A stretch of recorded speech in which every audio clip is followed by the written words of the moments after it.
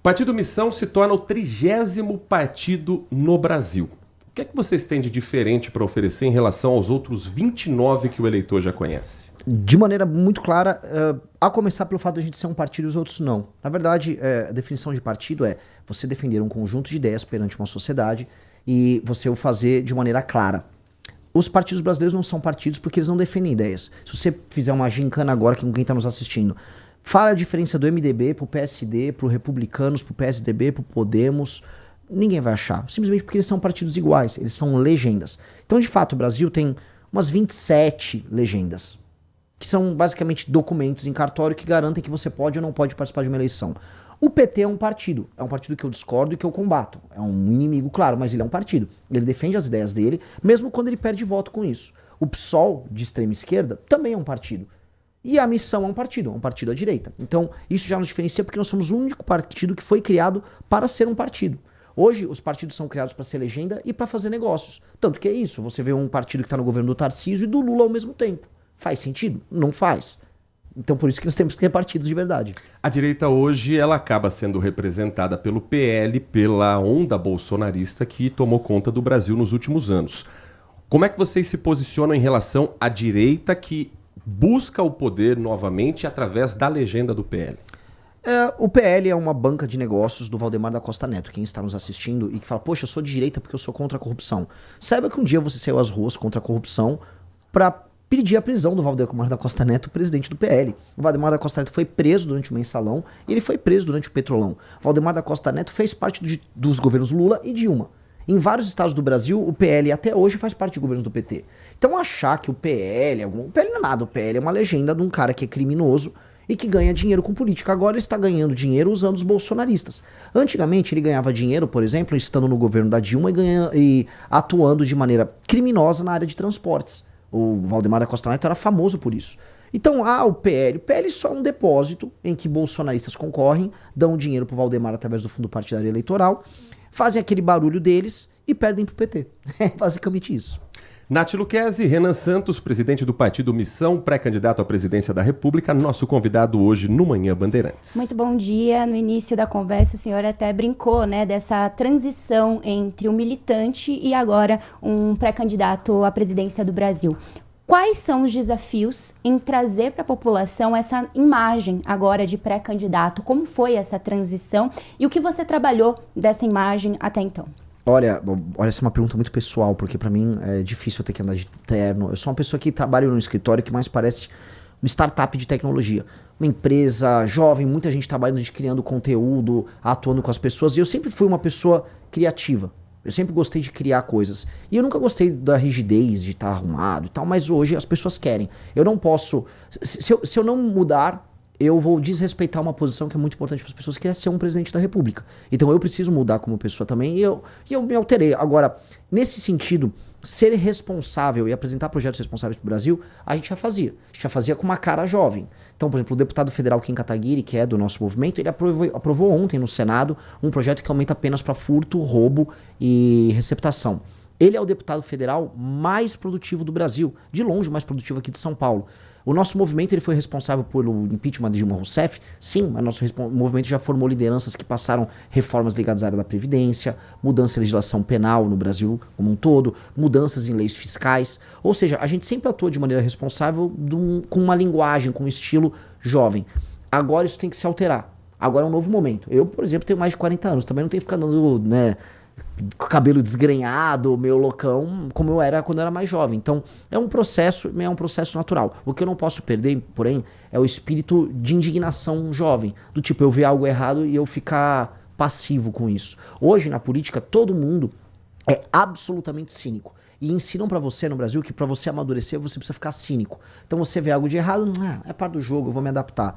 Eu não vou perder isso. Eu vou ser o mesmo cara que quando foi fazer política contra o PT na faculdade com 20 anos, ficava pistola, ficava bravo. Eu sou esse mesmo cara, só que agora eu não vou falar palavrões. Essa acho que é a diferença. A pesquisa ontem divulgada pelo Instituto Real Time Big Data mostra um cenário de hoje, do mês de março, início do mês de março, da preferência do eleitorado para as eleições 2026. O atual presidente Lula registra 39% de intenções de votos, o senador Flávio Bolsonaro, do PL, 32%. Na sequência, vem, em um dos cenários, Ratinho Júnior, do PSD, com 9%. Romeu Zema, do Partido Novo, com 2%. Aldo Rebelo e Renan Santos, do Missão, com 2%. Como fazer esse número crescer com um partido novo, sem tempo de televisão e com os desafios diante de adversários que, de um lado, o atual presidente com a máquina na mão, do outro, um senador que tem o sobrenome Bolsonaro para estampar na urna? Olha, primeiro, assim, eu não concordo com a metodologia do Real Time Big Data. Então ela não consegue captar os nossos eleitores. Eu já até enviei para o Instituto minhas críticas. Eu gosto muito mais do Instituto Atlas, que tem um tipo de sondagem que foi a mais precisa, não só nas eleições americanas, nas eleições argentinas, nas eleições chilenas e nas eleições brasileiras de 22. Nessa pesquisa eu já figuro com 3,5%, quase 4% uma parte dos cenários. Mas em ambos os casos, eu estou falando de um cara, eu no caso, que veio do mais absoluto nada, que está fazendo pré-campanha como pré-candidato a presidente há 3 meses, que sou, vamos dizer, um dos menos conhecidos do meu próprio movimento, e mesmo assim eu já empatei na Real Time Big Data, para usar a pesquisa que você colocou de referência, com o governador de Minas. Né? Então, isso significa um potencial grande, dado que eu sou, de longe, o mais desconhecido. Dentre todos esses nomes, tirando Flávio e Lula, eu sou aquele que pode acelerar mais e crescer mais, porque o meu desconhecimento é muito grande. Tanto que, né, aí eu puxando para a pesquisa Atlas, quando eu rodei no Nordeste, eu saí de 4,1% na região Nordeste que eu tinha para 5,5% no Nordeste. Ou seja, onde eu vou, eu consigo convencer as pessoas trazendo argumentos muito diferentes do que elas estão acostumadas a ouvir. Nossa argumentação vai... Por mais que estejamos à direita, a gente não fica falando aquelas mesmas besteiras da direita. A direita perde muito tempo com besteira. E nós somos coisas que são concretas, que impactam a vida das pessoas. Segurança, educação, saúde, grana, emprego, injustiças, corrupção. Então, o fato de a gente encarar assim, a gente mostra uma forma diferente de abordar os problemas que importam e permite que a gente cresça. No Brasil polarizado, dá tempo de trabalhar uma terceira via até outubro? Olha, se eu tivesse milhões na conta, com certeza eu daria tempo. Com certeza eu diria para você, já estou no segundo turno. Porque onde eu vou, eu convenço eleitores do Flávio Bolsonaro, do Nordeste eu convenci eleitores do Lula. Só que eu não tenho jatinho. Tava agora aquele Nicolas Ferreira viajando de jatinho lá pelo Brasil. Ah, é do Vorcaro, não é? No fundo ele tava de jatinho. Eu vou rodar de carro. Na verdade eu estou rodando. Eu rodei de Natal, capital do Rio Grande do Norte, até Fortaleza, capital do Ceará, de carro. Andei quase 1.000 quilômetros passando pelas cidades do interior. É um tipo de campanha extenuante de quem não dispõe de dinheiro, justamente porque o partido nosso, ele é muito novo, nós não temos grandes empresários por trás, mas onde nós vamos, nós convencemos. Eu voltei agora de Juiz de Fora, a gente foi fazer uma ação no fim de semana no Judiciário, eu voltei de ônibus. Então, vai ser assim. Se isso vai dar tempo até o fim, aí vai dar quantidade de trabalho que eu vou colocar. Eu vou trabalhar muito mais do que os meus adversários diretos. O que eu sei é, se eu chegar a 10% até o final de julho, eu ganho essa eleição. Porque com 10% eu abro a campanha. Aí quando eu for na Band, no debate, que é o primeiro, tocando que é a música da democracia, no fundo. Quando eu for lá naquele debate, eu já vou subir de 10 para 15, eu vou acabar com eles no debate. E aí eu ultrapasso o Flávio Bolsonaro e eu pego o Lula no segundo turno. Então eu tenho uma corrida quanto tempo? Eu realmente tenho até julho para sair de 2, 3 ou 4%, variando com as pesquisas, até 10. Se eu chegar a 10, às vésperas da eleição, aí é bom o Flávio Bolsonaro já se segurar, é bom o Lula preparar o marqueteiro que eu vou pegar esse cara no segundo turno.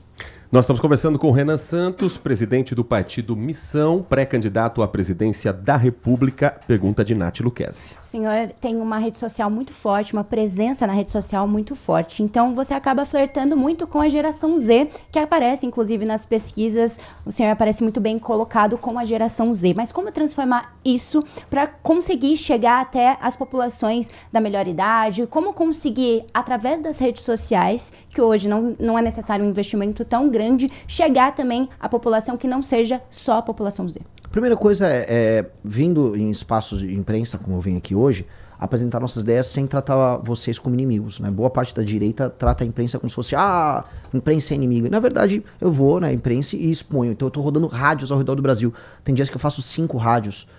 E aí eu vou conversando e eu vou aos poucos convencendo as pessoas mais velhas. A última pesquisa Atlas mostrou que no Nordeste o número de pessoas mais velhas que me apoiavam aumentou.